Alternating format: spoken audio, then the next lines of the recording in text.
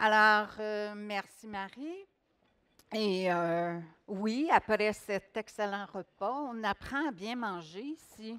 Ça va être difficile d'en faire autant rendu chez nous, mais on va essayer.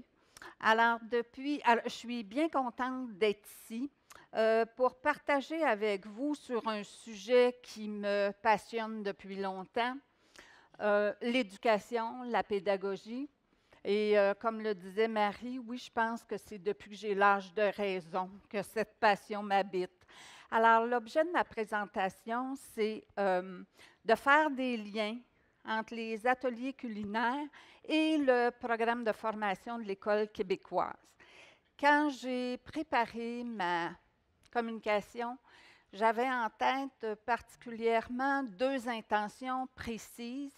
Essayer de mieux faire comprendre l'esprit et la structure des programmes de formation, parce que très souvent, je trouve que c'est un item qu'on survole et on en parle très peu, alors que c'est l'essence même d'un programme, son esprit.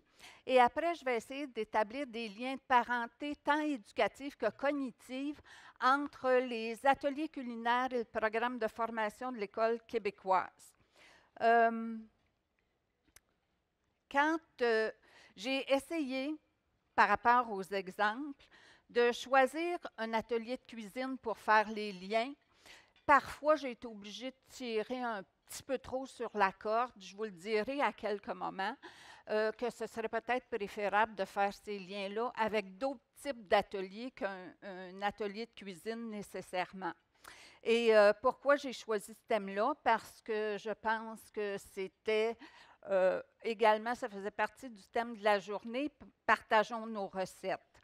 Et dans le cadre de mes propos, vous allez entendre souvent le terme nous. Quand je dis nous, je fais référence à toute la communauté qui est ici, l'ensemble des partenaires qui, dans le fond, on forme une communauté d'apprentissage et on appartient à une école qui, en tout cas, depuis l'avènement du programme, l'école est supposée être une communauté d'apprentissage qui sollicite la participation de plusieurs partenaires.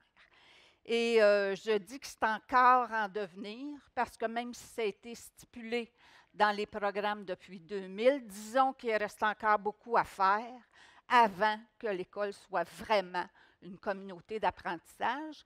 Mais quand je vois du monde comme ici réuni aujourd'hui, toutes des gens, dans le fond, ce qu'on a en commun, c'est notre passion et notre travail qu'on fait comme éducateurs et éducatrices. Et éduquer en québécois, ça pourrait être très simple. Éduquer, c'est se mêler des affaires des autres. C'est essayer d'avoir une influence sur eux. C'est ce qu'on souhaite tous. Et sauf qu'on travaille toujours sans garantie.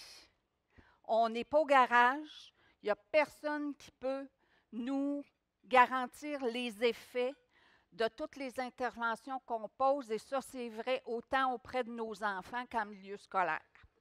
Alors, comprendre l'esprit d'un programme, c'est quelque chose qui relève peut-être pas directement de la pédagogie, parce que l'esprit comme tel, ça relève plus de la philosophie un peu, c'est-à-dire que ça fait référence à, ça demande une bonne réflexion sur les valeurs, sur les principes qu'on veut mettre en place pour donner un sens à l'éducation. Et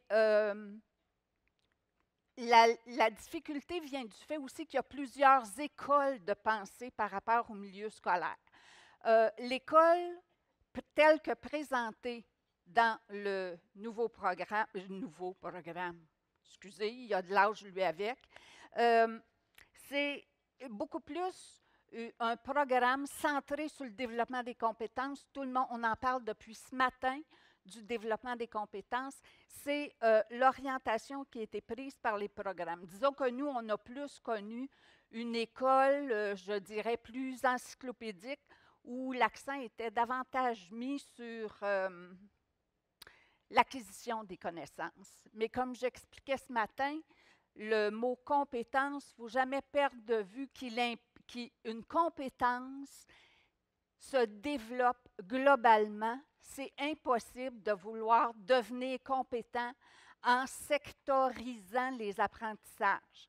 Et ça, c'est une des premières choses à, comment je dirais, une des premières responsabilités de tout intervenant en éducation, c'est de comprendre le sens de cet esprit-là pour ne pas morceler son enseignement.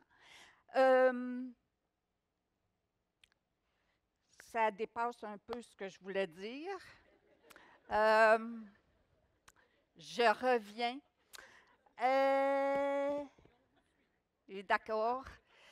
C'est ça qui est important dans le fond. La communication, c'est la pierre angulaire des relations humaines. Pourvu qu'on ne se perd pas, on est correct. On peut faire des petits détours, mais lâchez-moi pas.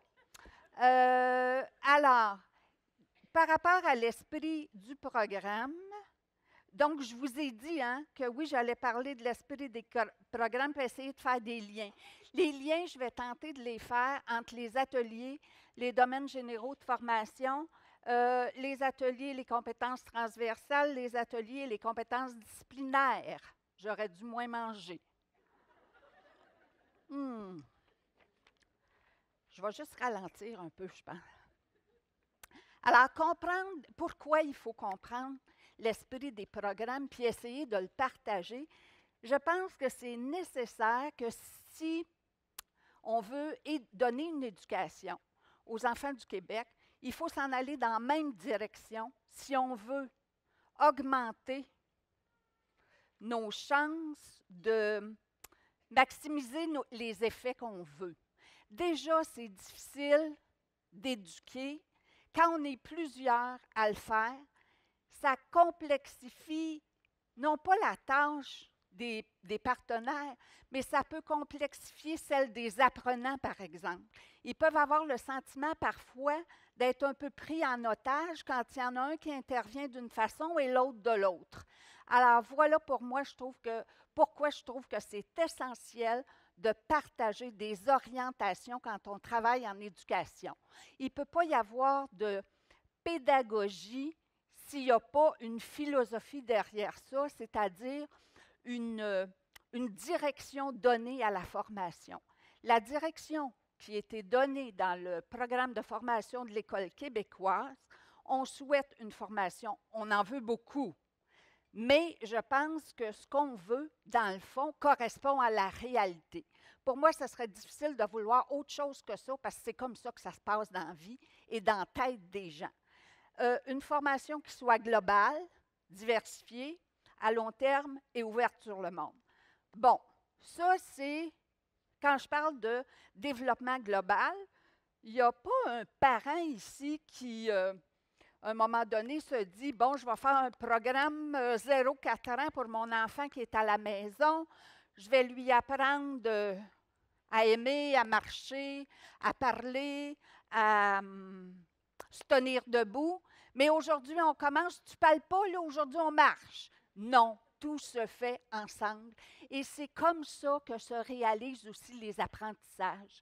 Et je pense que cuisiner est une des choses qui demande de la simultanéité. Tu ne peux plus séparer. Alors, tant mieux, ça favorise l'application de cette direction qu'on appelle globale, diversifiée, à long terme et ouverte sur le monde.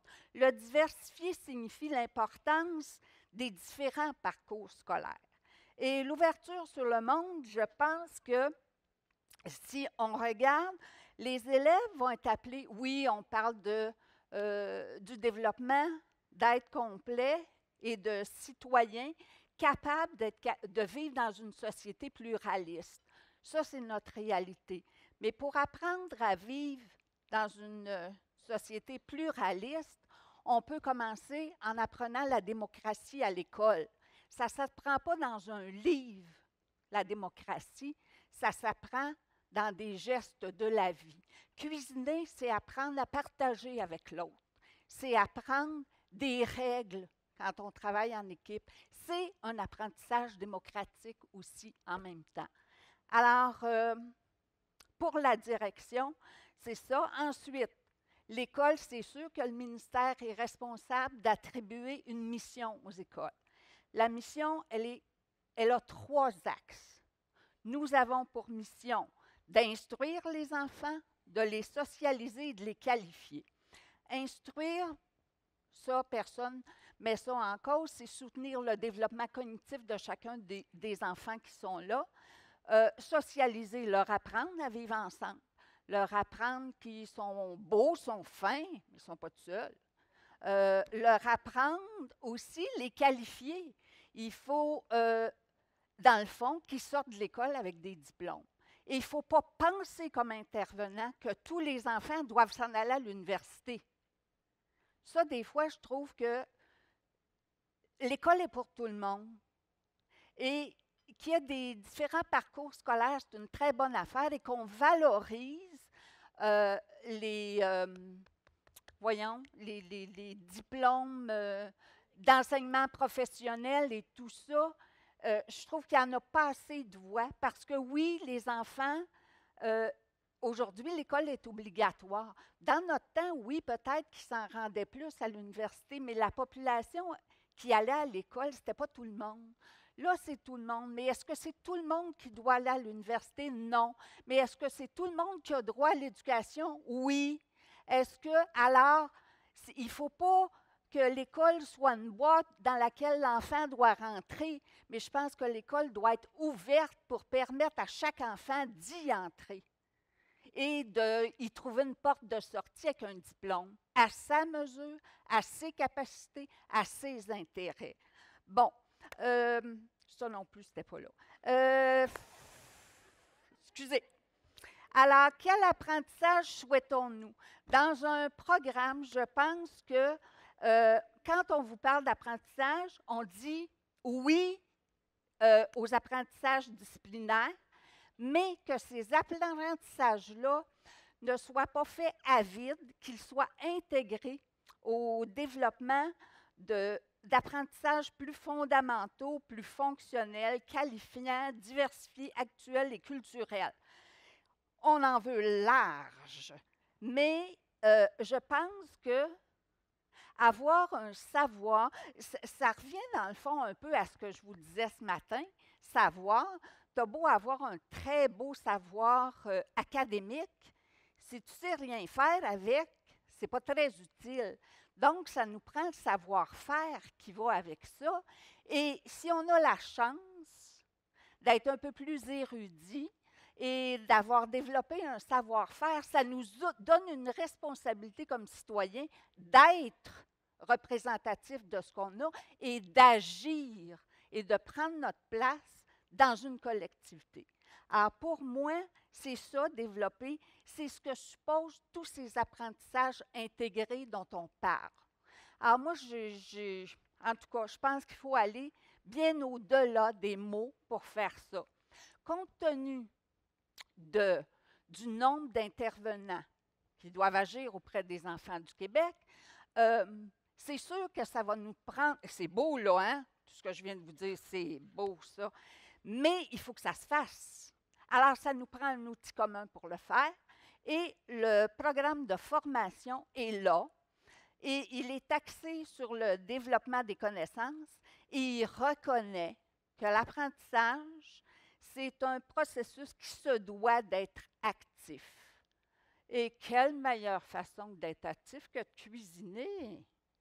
Tu sais, tu touches, tu sens, tu bouffes, tu fais tout à l'intérieur de ça. Alors, pour apprendre, ce qu'on dit, c'est pour apprendre, il faut entreprendre. On ne peut pas, ça ne se fait pas de façon passive. Et, oh non, je ne peux pas compter cette anecdote-là, même si c'est le fun, ça ne marche pas. Bon, on passe par-dessus.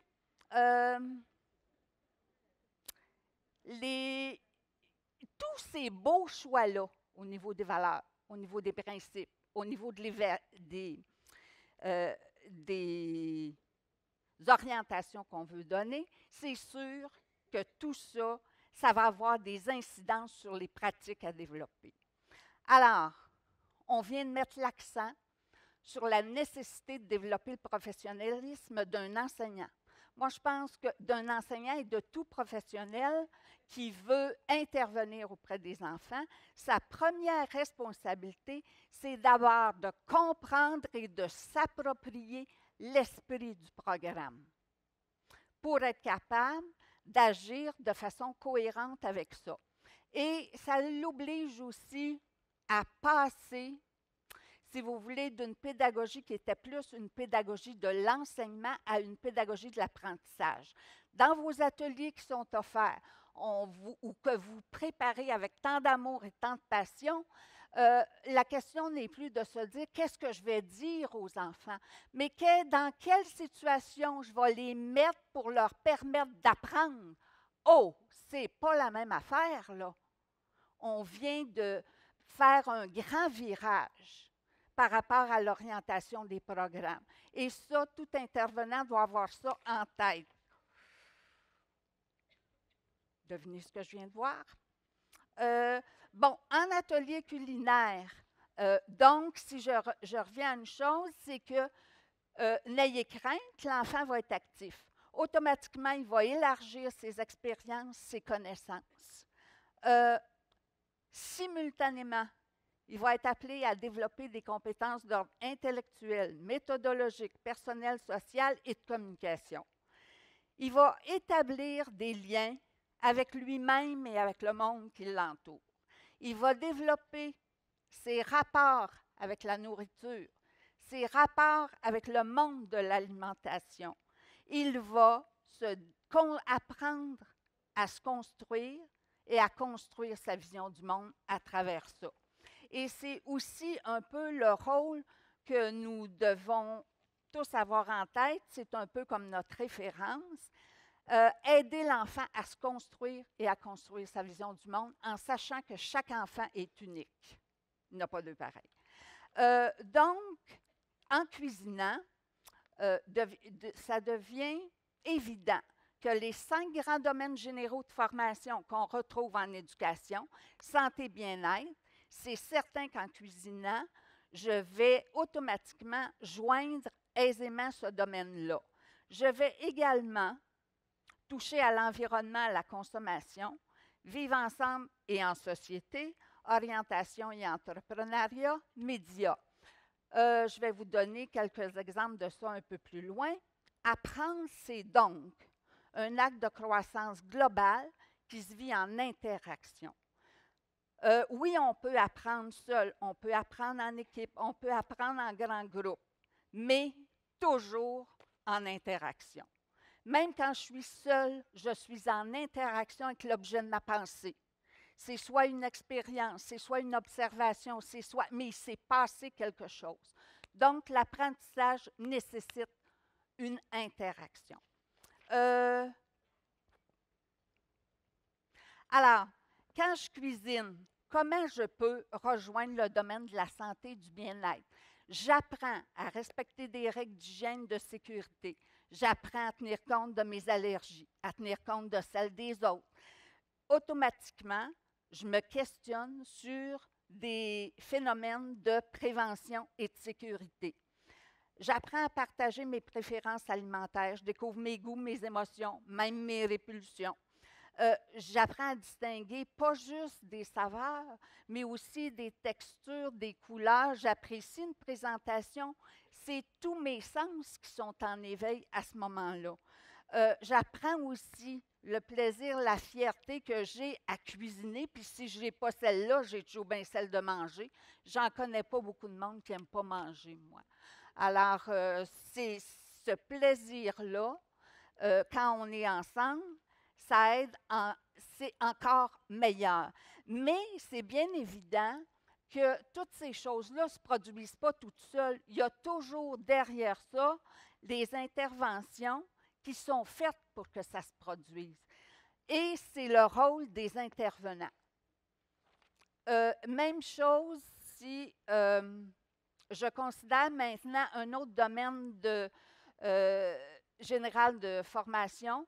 En passant à un domaine général de formation, si vous voulez, c'est, comment je définirais ça? C'est comme un grand secteur de la vie auquel toutes les personnes, à un moment donné, sont confrontées. On a tous des relations avec notre environnement, avec le bien-être, avec la santé. Donc, les 5 grands domaines généraux de formation sont ce qui doit, dans le fond, ils servent de passage pour que les apprentissages de l'école soient reliés en quelque part avec la vraie vie.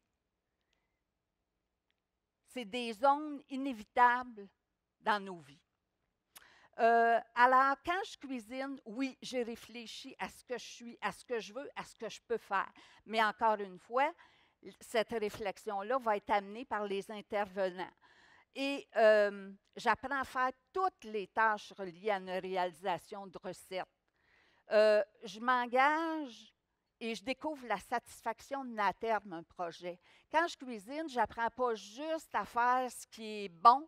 Ça va de sortir les ingrédients jusqu'à la vaisselle. C'est moins drôle, mais ça en fait partie. Et je pense que c'est notre responsabilité. Quand on parle d'orientation d'entrepreneuriat, on parle d'aider les enfants à apprendre, à mener à terme ce qui commence. On parle de responsabiliser les enfants et de les aider à faire des choix un peu par rapport à leur avenir.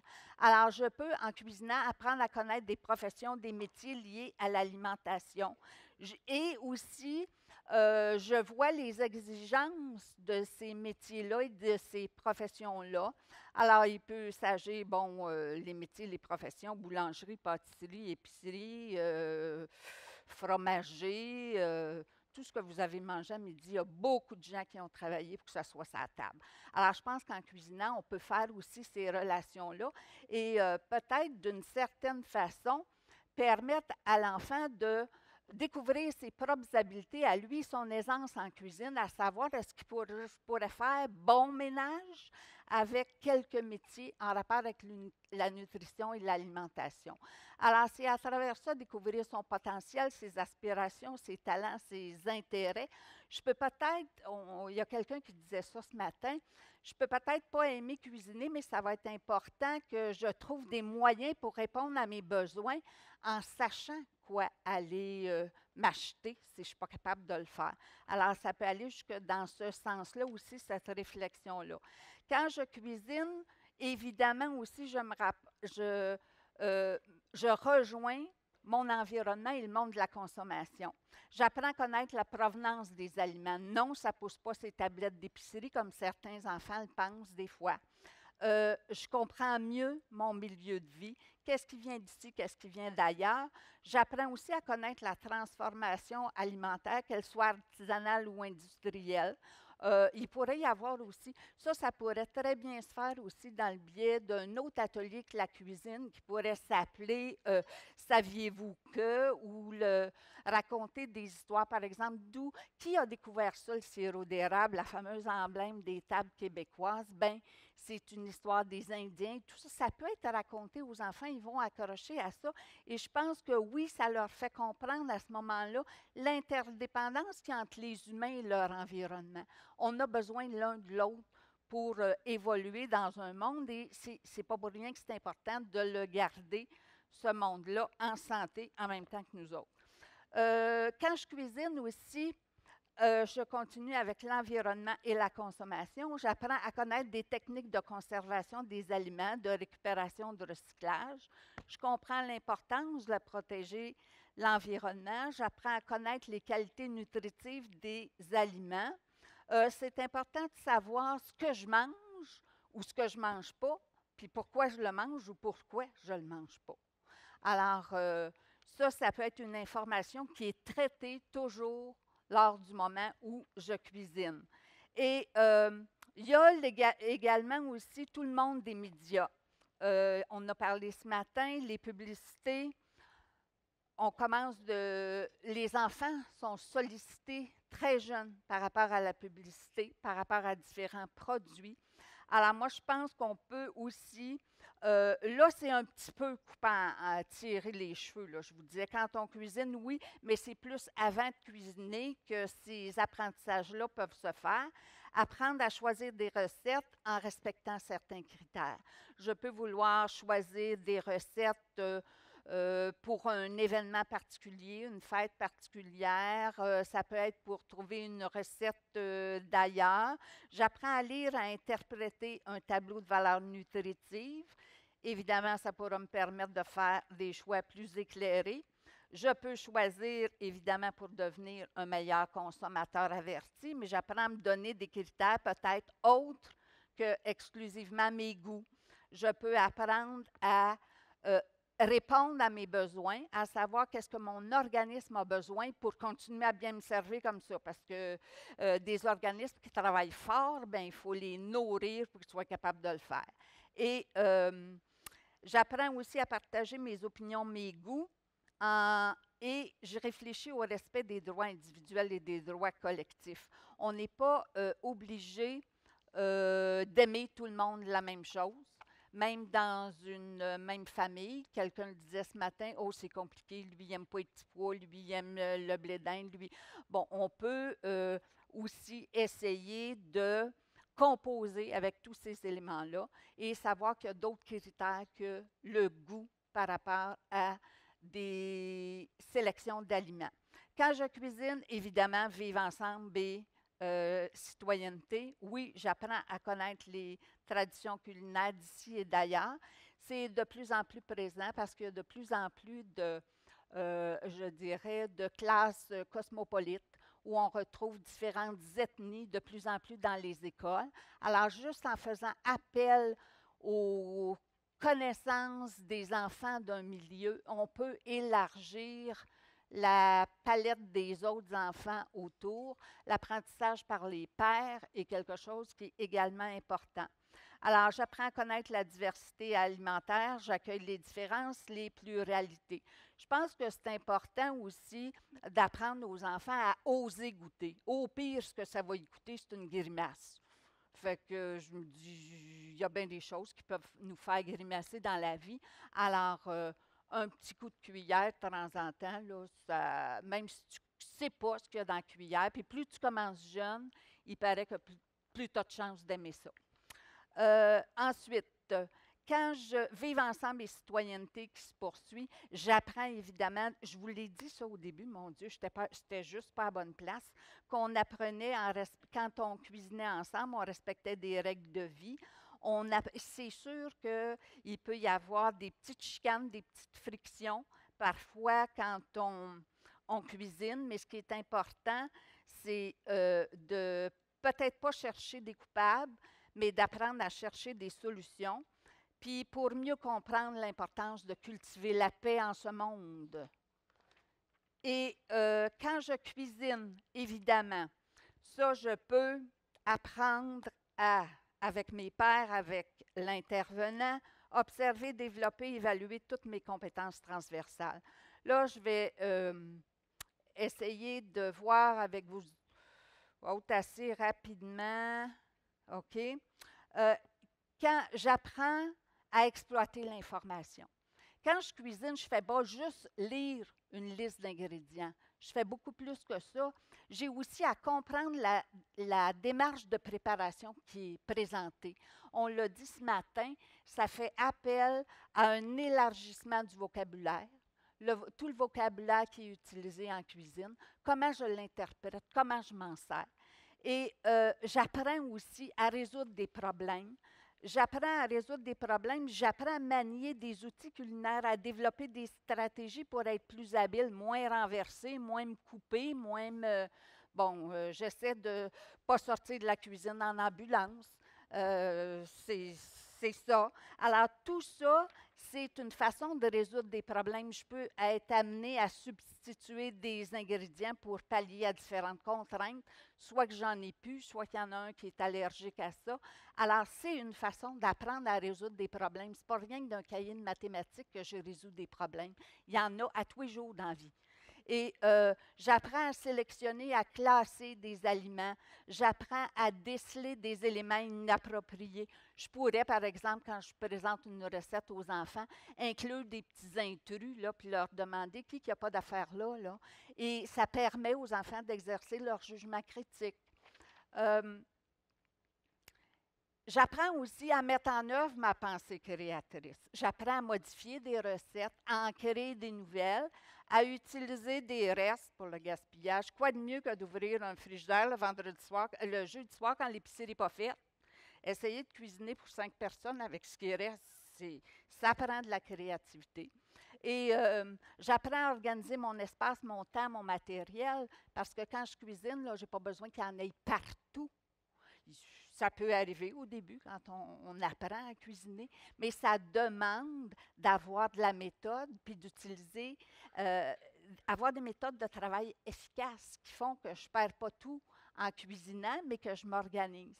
Alors, ça permet aussi d'exploiter les technologies de l'information et de la communication. Et oui, je peux apprendre à consulter des sites, à sélectionner des recettes, à partager mes recettes avec les autres en les envoyant. Je peux donner un coup de fil, je peux envoyer un petit courriel, dire « Essaye donc ma recette, je l'ai essayé, c'est merveilleux. » Alors, quand je... Là, il reste comme compétence transversale aussi que je peux apprendre à développer à l'intérieur de ça, c'est structurer mon identité.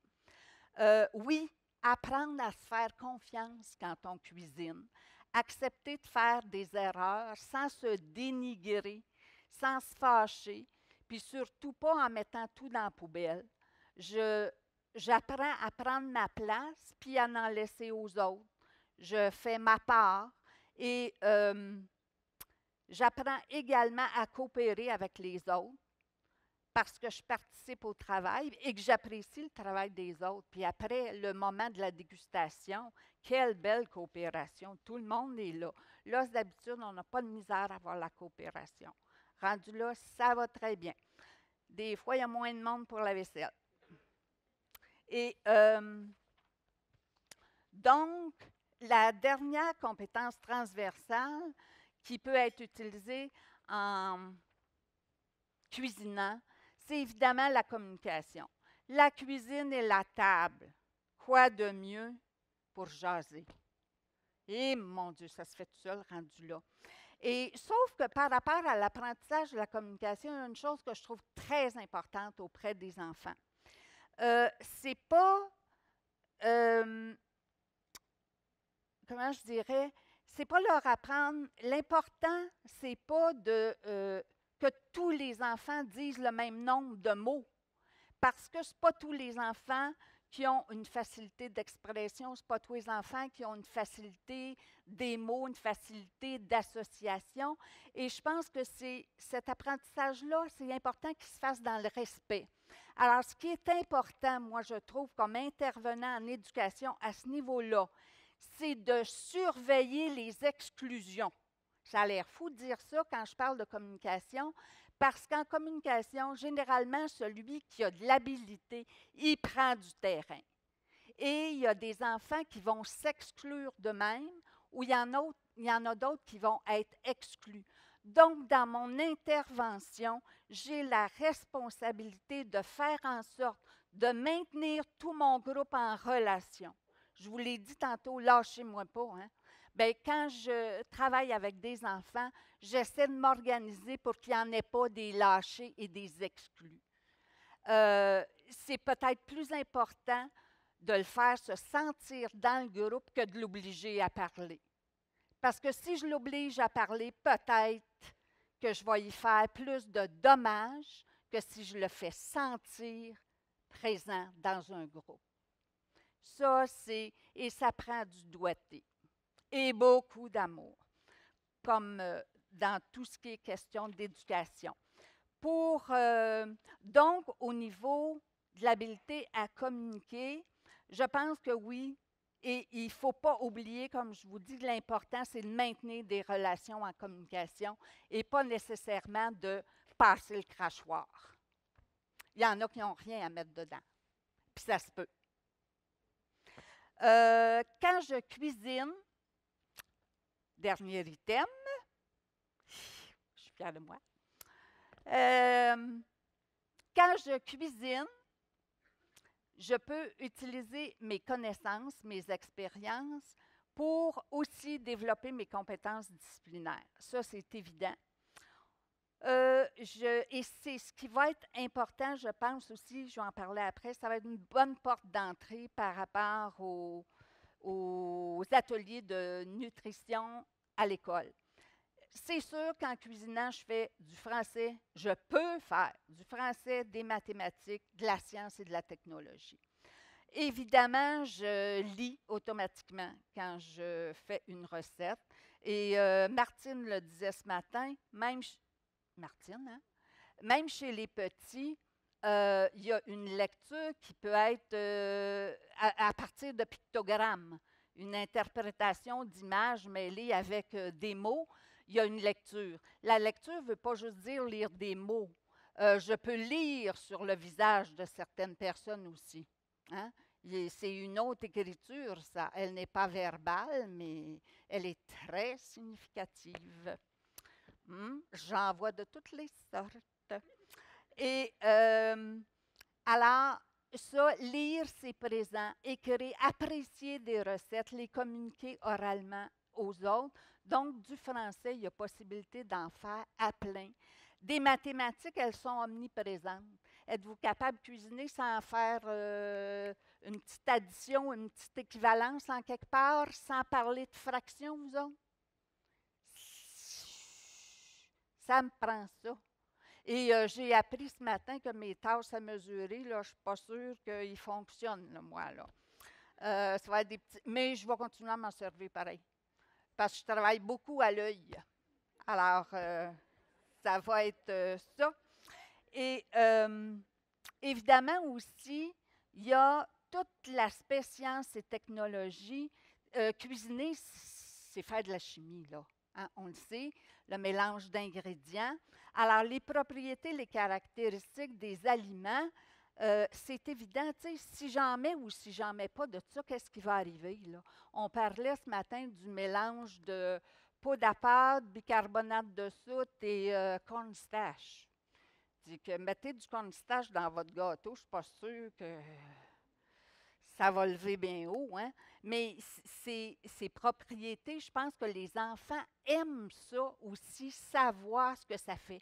Pour eux, au début, très souvent, là, ils voient ça comme de la poudre magique. Tu sais, il y a des ingrédients.